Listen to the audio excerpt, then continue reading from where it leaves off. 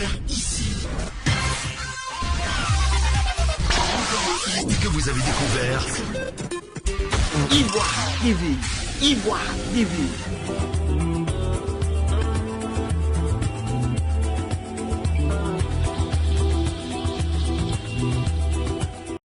Fuma no so na ali bwa e ga yare ga idre bu e ga la ga dunari ba wa no me godo godo aranya yire wala guba yina goranya aga ga idre bu wa o aranya yire e ga yare goranya aga ga idre bu wa o ale simon ye ivere awo ya o simon ye ivere awo ya o ya yi masanya dubri dubri zugulome Masanya dubli zibulumi kakarianu ega yare simanye ibebabu masanya la gara dunama na zugulumi buabuaka eyi manwa ina segire amu yose bameo manana kubaina garanya kaka yidre kuna ega yare garanya kaka yidre kuna esuka si yo wala nya na wali bulu zori agodo alenya yire wala bugaina kalanya kada idire buwa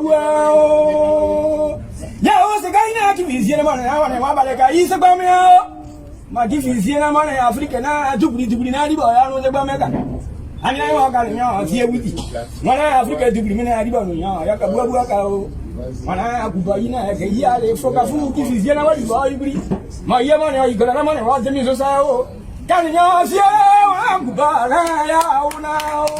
Merci beaucoup. Maintenant, la première dame, Sa Majesté a parlé. Donc, ça va demander à l'Union de traduire ce que... Ah, d'accord. Donc, c'est tout simple. Le chansonnier qui est très célèbre dans notre région, d'abord de Gagnois, de Oragayou, les deux sons de Oragayou, de Gris, de Badi. Et c'est un grand chansonnier. Alors, si on dit toute l'Afrique est dans la main. Toute l'Afrique. Pour le travail que tu as déjà fait pour la Côte d'Ivoire, l'Afrique te regarde. Si on dit Babo, Dieu seul fait tout. Et le mystère, Dieu qui transforme la nuit en jour. Et tout le bonheur, papa Dieu, c'est Dieu qui te regarde. Tout ce que tu demandes à Dieu, on demande ça. Donc voilà le oui, donc Dieu, donc n'écoutez pas. Simon, Dieu a lavé déjà ta voix. Et c'est sur une bonne pente, sur une bonne voix. N'écoute pas du tout, ne prépare l'oreille. Les ragots, tout ça. À tous les, aux rumeurs, aux ragots, aux menteurs. Continue ton chemin. Continue ton chemin. Merci. Chef, après tout, on vient d'entendre la parole de Sa Majesté à travers notre frère Boga. Madame va réagir tout de suite. Mais c'est une rencontre de chef. Elle-même, par rapport à sa situation à Moussou, si. Elle est originaire d'une famille royale. Elle est issue d'une famille royale. Et normalement, elle aussi, elle ne devrait pas parler, quelqu'un d'autre devrait porter sa parole. C'est ça. Mais elle s'est déplacée à l'invitation de Sa Majesté. Et en présence d'autres chefs, elle va parler. Elle-même. Par respect. Merci beaucoup. À tous ceux qui sont ici. Merci. Mais je vais pas aller plus loin. Tout ce que nous avons entendu en valeur de symbole, c'est ce que nous devons retenir. Et quelquefois, celui qui fait la politique doit avoir l'oreille bien dressée. Les petites paroles, les petits gestes qu'on voit ont toujours un contenu prophétique. Et celui qui veut avancer sur la route de la libération de l'homme, je dis des choses assez grandes, voyez, et qui n'est pas attentif à ces choses-là, il ne peut pas le faire. Madame, comme Sa Majesté, sont tous deux au moins par notre Dieu. Si. Nous croyons au seul et même Dieu. Et c'est pour ça que tout ce que nous avons entendu là, nous va droit au cœur. Elle va elle-même en témoigner. Elle va même en témoigner. Madame. Oui. Alors, quand même, elle m'a dit de présenter à tous ceux qui sont ici, les gens avec qui nous sommes venus très nombreux. Juste à l'extrême gauche là, M. Akpa Corentin, ici, directeur du cabinet de Madame. Le ministre Secret Richard, qui est membre aussi de son équipe politique. Excellence Charles Kofi, également membre de son équipe politique. Charles Kofi. Non, Charles Kofi. C'est pas Maurice Florignon, qui est membre de son équipe politique. Je fais une différence entre cabinet et l'équipe politique. Tout à fait. Juste à côté, premier, voilà, il s'appelle, c'est un député, ancien député, V. Emile, qui est membre de son cabinet politique. Madame Claudine Ouattara et Madame Boabré, les deux qui sont là, dans leur ordre. La première vient après Madame et la deuxième vient après Claudine. Ce sont ses sœurs. Des saints, vraies sœurs. Ah, enchanté. Je suis le petit premier temps. Voilà. Juste avant d'arriver ici, non, derrière, juste là, Madame Crédit, Marie-Claude Crédit, elle est la présidente, nous on dit coordonnatrice, mais comme tout le monde parle de président, d'une organisation qu'on appelle le Mouvement des Générations Capables, qui est une organisation politique de Madame. Madame a une organisation politique qui s'appelle le Mouvement des Générations Capables, MGC, dont la présidente est Crédit. La d'une femme en blanc là, elle s'appelle Christelle, c'est sa suivante. Dame de compagnie. C'est ce que moi j'appelle la suivante. Oui, c'est sa dame de compagnie. Juste Batiemoko, qui est également membre de son cabinet. Hein? C'est ça, hein? Le député Yao Jules, qui est membre de son comité politique. Le député Djetoua Nicolas, membre de son comité politique. Notre ami Alain Goury, qui est membre du secrétariat exécutif du MGC. Monsieur Fofana Youssouf, qui est membre du conseil d'administration du MGC. Il y a qui au fond? Samba David. Ah, Samba David. Bon. Ouais, lui, c'est un partenaire. Ouais, c'est ton partenaire ou bien notre partenaire? Non, c'est ensemble. Voilà. Samba David. Santin Emmanuel, qui est membre de la famille de Madame Gbagbo. Voilà. Oui, j'arrive. Là-bas, il y a... Ok. Donc, il y a juste à côté. Je ne vois pas. Ah, Série Béatrice. MGC. Bintou Ouattara. Ah, elle est membre du MGC, membre du secrétaire général du MGC. Et membre du cabinet. Et puis, les autres qui sont avec. Et puis moi-même, le ministre Kofi Lazare, qui est membre du comité politique de Madame. Merci beaucoup.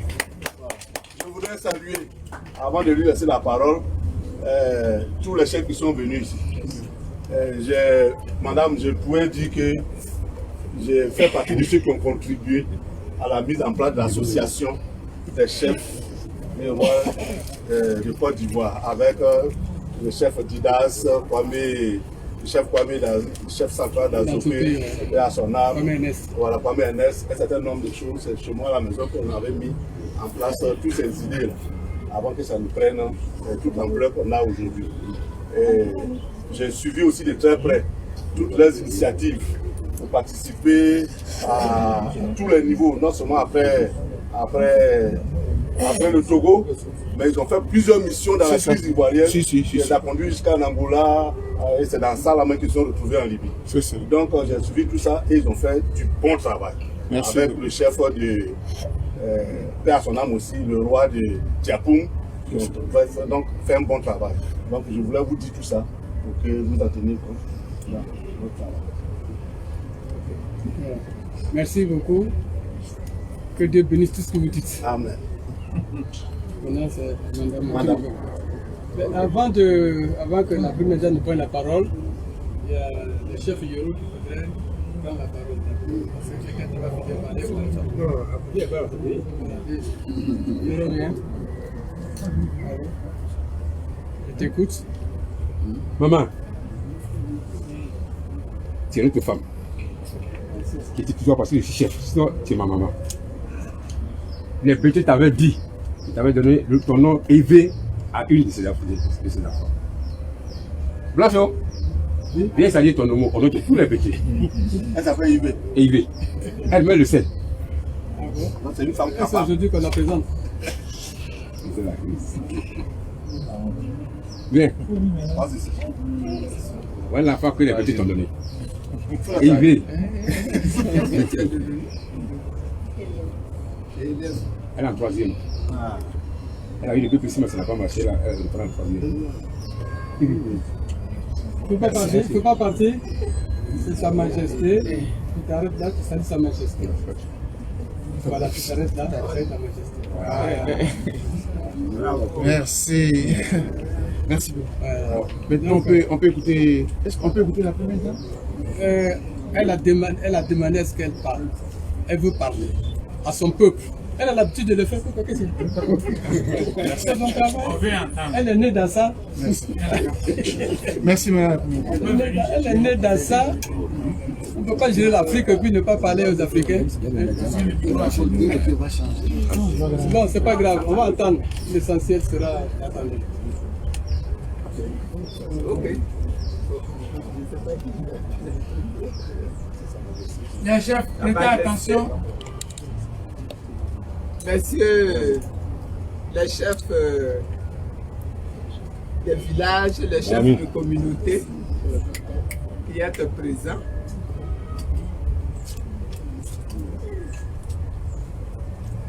Chers amis, je voudrais commencer par exprimer ma joie d'être ici. Le chef a souhaité parler avec moi.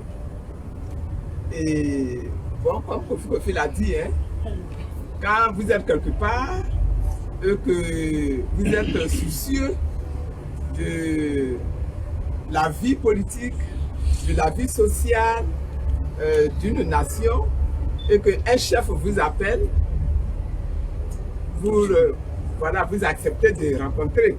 Voilà, et donc je me suis senti très honoré par la demande de Chief Fizier. Et je suis arrivé, il m'avait dit qu'il allait se faire entourer d'autres chefs. Et je constate effectivement qu'il y a un certain nombre de chefs de communauté qui sont là. Et je voudrais le remercier pour cette démarche-là de l'entreprise.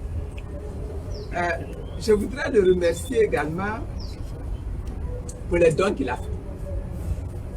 Il a fait des dons qui sont symboliques, mais qui sont de signification de portée très grande. Et je voudrais le remercier pour ça. Le tissu tissé là, ensuite la corne que les Hébreux appellent le chauffard, et puis la Bible qui est, n'est-ce pas, le document qui rassemble toute la volonté de Dieu. Bon, ce sont des cadeaux qui sont précieux. Et puis à côté de cela, il a offert quelque chose de plus moderne, qui est un pagne wax, que je vais porter, bien sûr. dans lequel je dois dire qu'à ce niveau-là, que je me considère comme béni de Dieu. Parce que depuis ma sortie de prison, je reçois vraiment beaucoup de cadeaux, mais principalement des pailles. Ce qui fait qu'aujourd'hui, là où je suis, mais je peux dire que j'ai des cantines et des cantines. Wow. Et puis il ajoute à ces cantines de pagne-là, que Dieu le bénisse. Que Dieu bénisse toute la communauté BT de partout, parce qu'il n'y a pas que ceux de Gagnois qui sont là. C'est ça. Gardez c'est Guibérois, ils sont là. Il y a Issia également, il y a Daloa, il y a Soupré, comme vous voyez. Donc vraiment merci beaucoup. Merci aux chefs qui ont tenu à l'accompagner. Il y a même un de chez moi qui est là également. Je voudrais te remercier d'être présent. Tu pourras au moins aller rendre compte au village. Voilà. Et puis je voudrais remercier également les représentants des autres communautés qui sont également présents. Oui, il y a les femmes aussi qui sont là, effectivement. Je voudrais les remercier également. Les femmes qui sont venues, je voudrais également les remercier. C'est très important.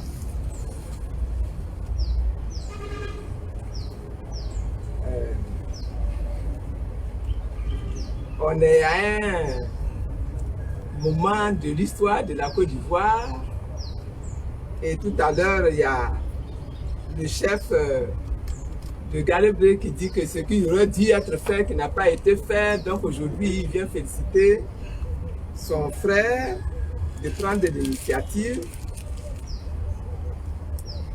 C'est vrai que nous sommes à un moment de l'histoire de la Côte d'Ivoire qui est un moment important.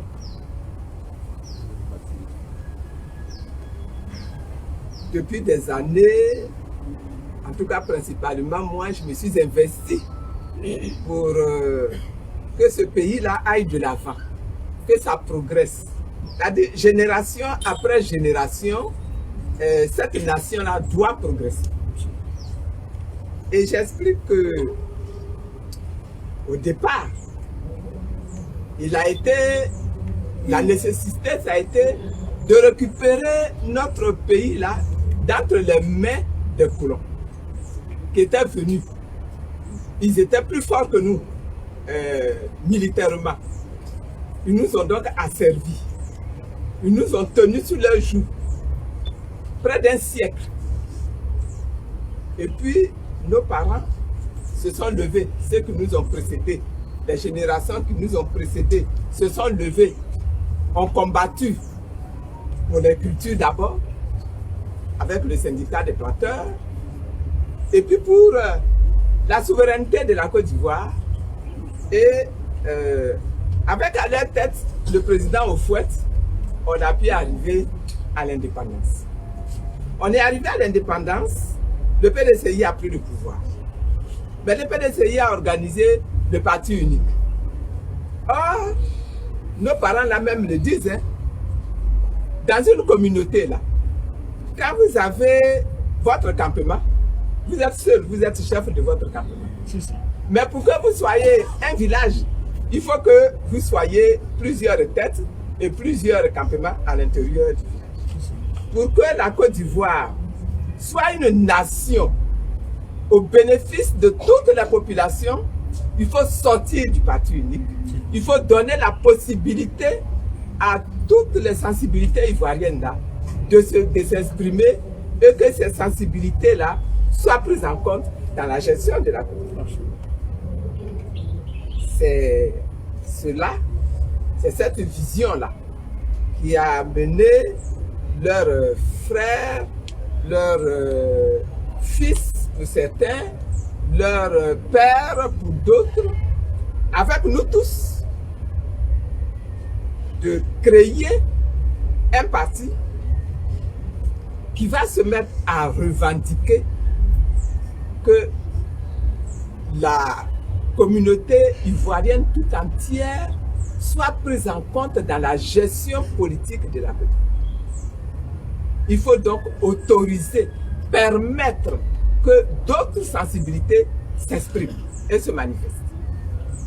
Ça nous a conduit au multipartisme. Et c'est pour ça que aujourd'hui, quand on parle, on dit Oufou a été le père de la nation ivoirienne. Mais Laurent Gbagbo a été le père de la démocratie ivoirienne. Génération après génération, chacun apporte sa pierre. Aujourd'hui, là, dans la génération où nous sommes, le multipartisme, là, c'est déjà quelque chose. Bien sûr, ce n'est pas encore exactement comme on le souhaite. Hein. Si vous regardez, même les colons, là, ils continuent de nous fatiguer encore l'esprit, hein, de nous piétiner, de vouloir rejeter notre vie. Donc, ce n'est pas fini. Hein. Le combat du fou est là. Le combat du PDCI, il n'est pas encore terminé. Le combat de Gbagbo n'est pas encore terminé. Ce combat-là, il continue. On doit encore combattre pour la souveraineté. On doit encore combattre pour la liberté d'opinion. On doit encore combattre pour la démocratie. Aujourd'hui, là, il y a un troisième combat qui se présente. Ce troisième combat qui se présente là, c'est que l'Afrique, la Côte d'Ivoire, doit être totalement refondée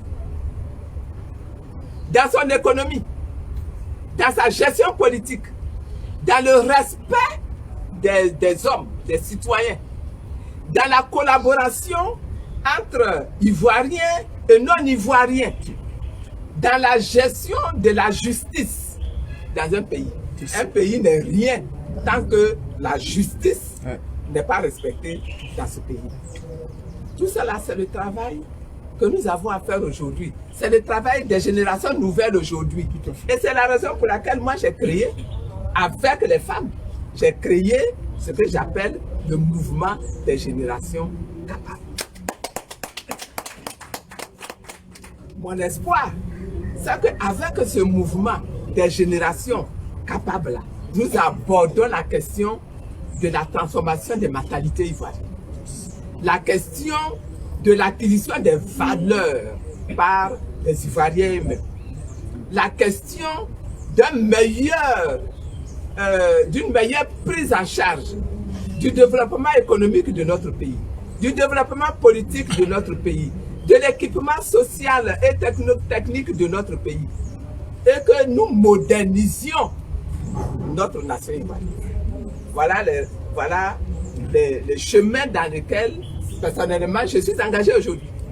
Et c'est dans ce chemin-là que je demande aux Ivoiriens de me suivre aujourd'hui. C'est dans ce chemin-là que je demande à mes maris Bété-là de me suivre aujourd'hui.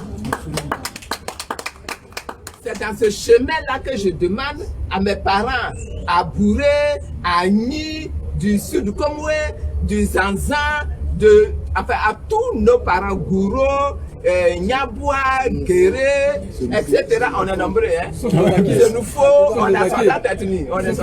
Sauf les Akiés. Ah, les Akiés. Les Akiés, les Abers, tout ça là. Pour qu'on bâtisse la Côte d'Ivoire. Pour qu'on construise la Côte d'Ivoire. Pour qu'on fasse progresser la Côte d'Ivoire. Pour que la Côte d'Ivoire devienne véritablement une locomotive qui va tirer non seulement toute la sous-région là, mais qui va même tirer toute l'Afrique.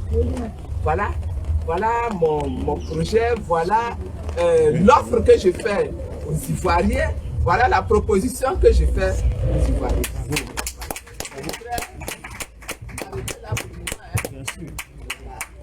Sinon... Vous attendez un bruit là, non? La pluie là, c'est en train de venir. Et donc vraiment, je voudrais remercier Tifizier de l'opportunité qu'il m'offre là de m'exprimer devant les chefs. Ce sont les chefs. Ce sont les chefs. Quelqu'un l'a dit tout à l'heure et je réinsiste là-dessus. À cause de la crise que nous avons vécue, lui-même il a dit qu'il a dû intervenir lui-même dans le débat entre deux frères qui sont des anciens amis pour que la Côte d'Ivoire n'entre pas dans la crise. Mais la Côte d'Ivoire est rentrée quand même dans la crise. Sa démarche elle était louable, elle doit être continuée. Mais à cette époque-là, ça n'allait pas aboutir. Mais bon, le temps aussi, c'est Dieu qui fixe le temps. C'est Dieu qui fixe le temps.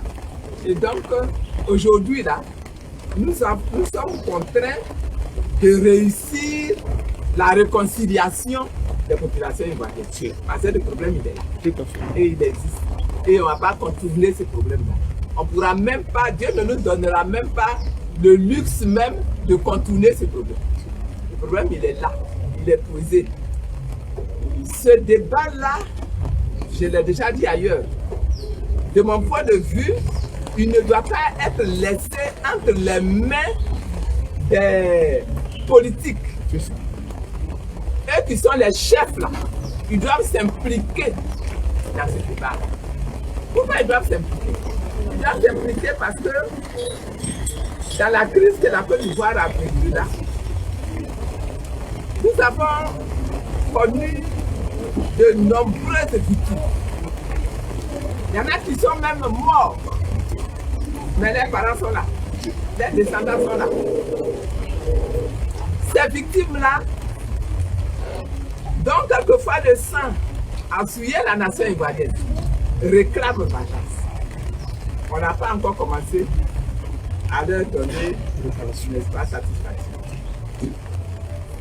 Ce n'est pas la politique qui peuvent seuls régler ce problème. Ce n'est pas le droit moderne, la justice moderne dans les tribunaux là, qui peuvent régler ce problème.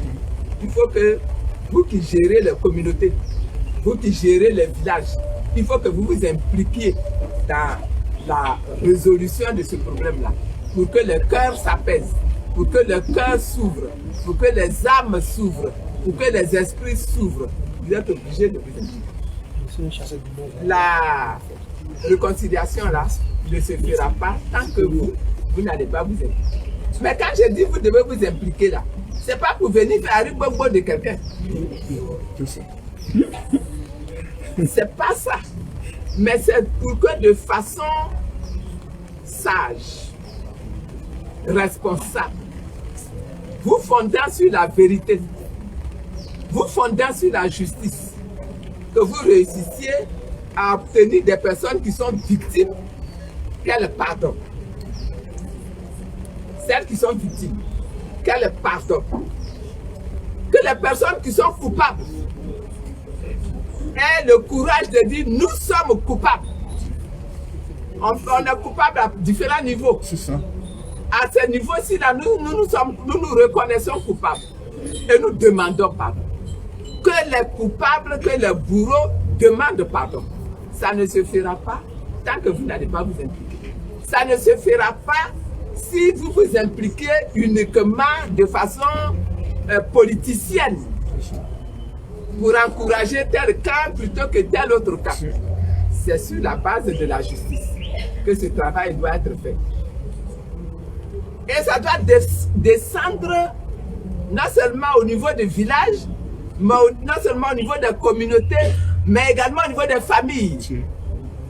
Au niveau des familles, vous avez parlé tout à l'heure au niveau des couples. J'ai dit, ok, au niveau des couples. Mais au niveau des couples, je voudrais que nous parlions également justice, que nous parlions vérité, n'est-ce pas? Et que celui qui a raison, on lui dit tu as raison, mais il faut pardonner. Celui qui a tort, on lui dit tu as tort. Il faut demander pardon.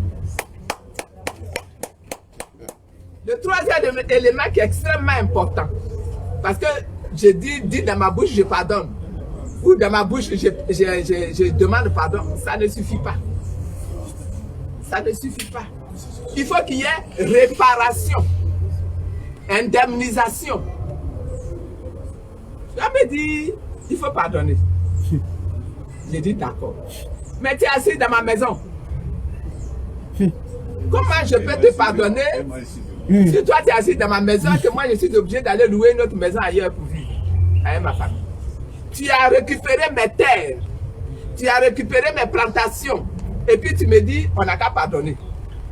Mais je pardonne, d'accord, mais rends-moi ma plantation. C'est la moindre des choses. Je pardonne, mais rends-moi ma terre. Je pardonne. Mais tu as pris ma femme. Rends-moi ma femme. Ah, au moins. Je pardonne, mais tu as pris mon mari. Rends-moi mon mari.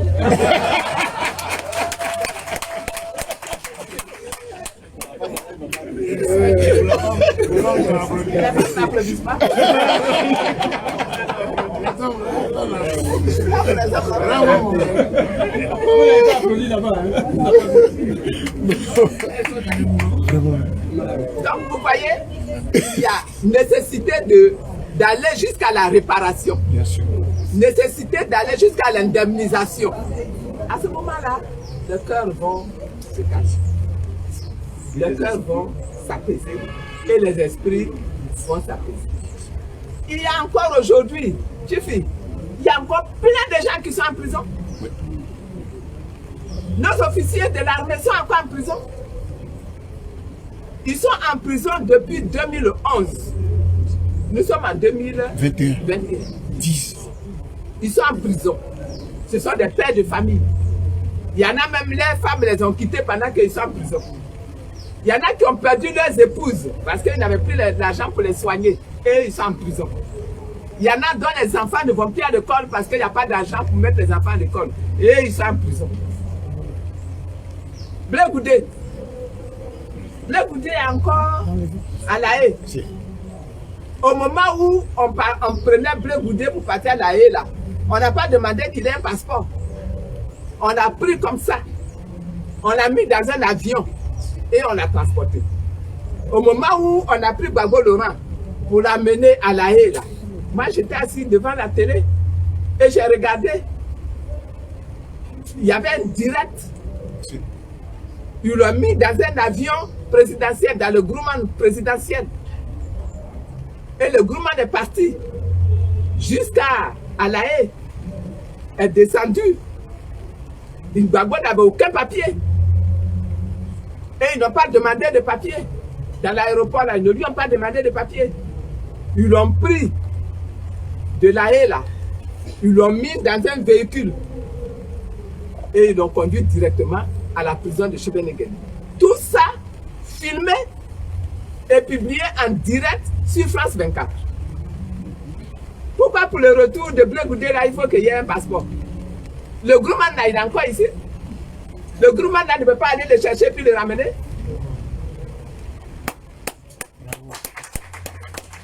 Vous voyez, l'injustice, là, ne peut pas régler, ne peut pas permettre de régler le problème de la réconciliation.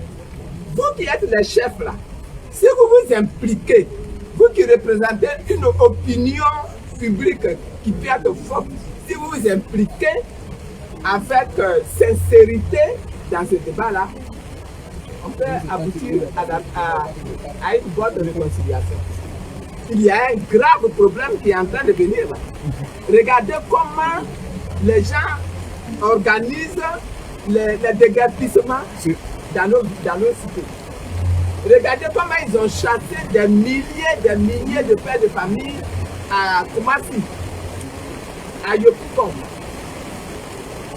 Les chefs là, vous ne dites pas. Ce sont des gens qui, pour certains, étaient propriétaires des terres sur lesquelles sont bâties les maisons. Ils sont propriétaires des maisons.